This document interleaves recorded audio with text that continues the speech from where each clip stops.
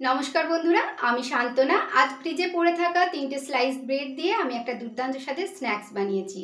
এই দুর্দান্ত স্বাদের স্ন্যাক্সগুলো আমি কীভাবে বানালাম চলুন আপনাদের সঙ্গে শেয়ার করে নিই। 3 পিস ব্রেড নিয়েছি। এই ব্রেডগুলোকে আমি টুকরো টুকরো করে নিচ্ছি। 3টে ব্রেডকে আমি যতটা পেরেছি হাতে করে টুকরো টুকরো করে নিয়েছি। আপনারা মিক্সিং জারে দিয়েও এটাকে গুঁড়ো করে নিতে পারেন। তারপর আমি হাতে করে এটাকে একটু চেপে চেপে দিচ্ছি, তবে আমি হাতে এটাকে গুঁড়ো গুঁড়ো করে নিচ্ছি। সব ব্রেডগুলোকে এরকম গুঁড়ো গুঁড়ো করে নিলাম। এই রেসিপিটা বানানোর জন্য ফ্রেশ ব্রেডের প্রয়োজন নেই। ফ্রিজে পড়ে থাকা ব্রেড দিয়েই আপনারা এই রেসিপিটা খুব সহজেই বানিয়ে নিতে পারবেন। 2 চামচ মতো ক্যাপসিকাম দিচ্ছি। আমি ক্যাপসিকামগুলোকে খুব ছোট্ট ছোট্ট করে কেটে নিয়েছি। 2 চামচ গ্রেট করা গাজর দিচ্ছি। মিহি করে কেটে নেওয়া 2 চামচ পেঁয়াজ দিচ্ছি। যারা পেঁয়াজ খান না তারা পেঁয়াজটা স্কিপ করবেন। 1 চামচ গ্রেটেড আদা, একটা কুচি করা কাঁচা লঙ্কা, 2 চামচ ধনেপাতা কুচি। সব কিছুকে খুব ভালোভাবে মিশিয়ে নিচ্ছি। এরপর এতে দিয়ে দিচ্ছি 2 চামচ বেসন। বেসনটা ভালোভাবে মিশিয়ে দিচ্ছি। বেসনের পরিবর্তে আপনারা ময়দা বা আটাও দিতে পারেন। আমি বেসনটা বাইন্ডিংয়ের জন্য দিলাম। দিচ্ছি স্বাদ মতো লবণ, 1/3 চামচ চাট মশলা, 1/4 চামচ গরম মশলার গুঁড়ো, 1/3 চামচ জিরে গুঁড়ো, 1/3 চামচ ধনে গুঁড়ো, 1/3 চামচ লাল লঙ্কার গুঁড়ো, 1/3 চামচ গোটা জিরে, 1/2 চামচ জোয়ান। এটা একটু দুটো হাতে করে এরকম ঘষে দেবো, এতে এর ফ্লেভারটা আরও বেশি পাওয়া যাবে। 1/2 চামচ কসুরি মেথি, এটাও একটু হাতে ঘষে দিয়ে দিচ্ছি। এবার সব কিছুকে হাতে করে খুব ভালোভাবে মিশিয়ে নিচ্ছি।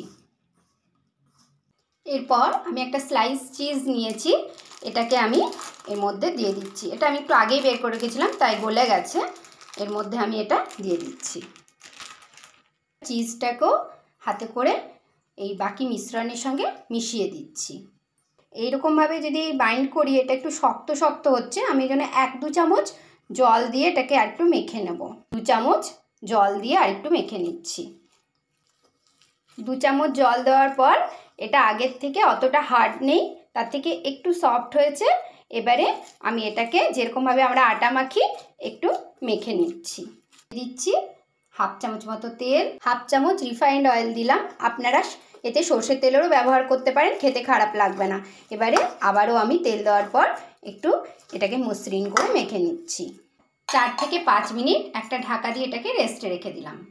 5 মিনিট হয়ে গেছে, আমি এবারে ঢাকাটা খুলে দিচ্ছি। দুটো হাতেই ভালো করে সাদা তেল লাগিয়ে নিয়েছি। এবারে এর থেকে এরকম ছোট ছোট একটু করে পোর্শন নিয়ে আমি এটাকে একটা শেপ দিয়ে নিচ্ছি। এটাকে এরকম একটু চ্যাপ্টা করে আপনারা আপনাদের পছন্দ মতো শেপ সাইজ করবেন। তবে এরকম একটু চ্যাপ্টা করলে ভেতর পর্যন্ত যেহেতু সব সবজি কাঁচাই দিয়েছি, তবে ছোট ছোট মিহি করে কেটে দিতে হবে। আর এরকম একটু চ্যাপ্টা করে নিলাম, এতে ভালো মতো ভাজা যাবে এটা। একইভাবে আমি একটু একটু করে পোর্শন নিয়ে ডোটা থেকে এরকম প্রথমে গোল করে তারপরে চ্যাপ্টা করে এরকম একটু পাতলা রাখবো, দিয়ে এটা একইভাবে সবগুলো বানিয়ে নিচ্ছি। ডোটা থেকে এরকমভাবে সবগুলোই শেপ দিয়ে নিলাম। ওভেনটা অন করে আমি প্যানটা বসিয়ে দিয়েছি। এতে নিয়ে নিয়েছি প্রয়োজন মতো সাদা তেল, আর হাই ফ্লেমে আমি তেলটাকে গরম করে ওভেনের ফ্লেমটাকে মিডিয়ামে করে দিলাম।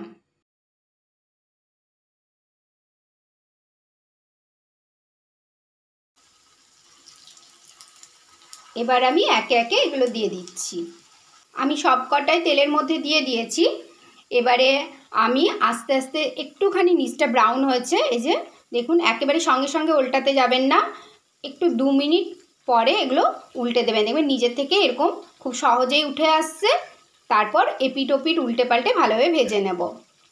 সবগুলোরই একটা পাশ একবার করে উল্টে দিয়েছি। তারপর আমি ওপর থেকে এরকমভাবে কাঁটা চামচ দিয়ে একটু চেপে চেপে দিচ্ছি। এইভাবে মিডিয়াম ফ্লেমে উল্টে পাল্টে এরকম ব্রাউন করে সবগুলোকে ভেজে নিচ্ছি। এটা বানানো খুবই সহজ, আর বাচ্চা বড় সকলেরই ভীষণ ভালো লাগবে। অনেক সময় ফ্রিজে ব্রেড থাকতে সেগুলো সফটনেসটা চলে যায়, তখন কারোকে দেওয়াও যায় না বা খেতেও ভালো লাগে না। সেই সময় আপনারা ওই ব্রেড দিয়ে এইরকমভাবে একটা দারুণ স্বাদের খাবার বানিয়ে নিতে পারেন। এগুলো ভাজা হচ্ছে, আর ক্যাপসিকাম, পেঁয়াজ আর চিজের একটা দারুণ স্মেল বেরোচ্ছে। সব কটাই এগুলো খুব ভালো মতো আমার দেখুন দুটো পাশেই ভাজা হয়ে গেছে। আমি এবার ওভেনের ফ্লেমটা অফ করে দিচ্ছি। এবার একে একে এগুলোকে তেল ঝরিয়ে তুলে নিচ্ছি। এটা ভাজা হতে খুব বেশি একটা সময় লাগে না। ব্রেড দিয়ে ঝটপট তৈরি হয়ে গেল একটা দারুণ স্বাদের স্ন্যাক্স। আপনাদের এগুলো একটা ভেঙে দেখায়।